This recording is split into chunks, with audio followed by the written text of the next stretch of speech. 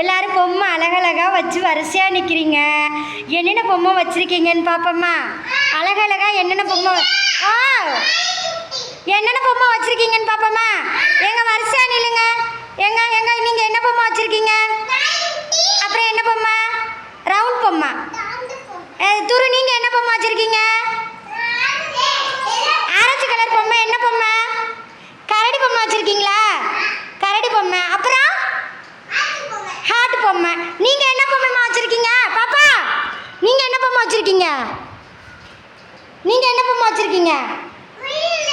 முயல். நீங்கள் என்ன பொம்மை வச்சுருக்கீங்க?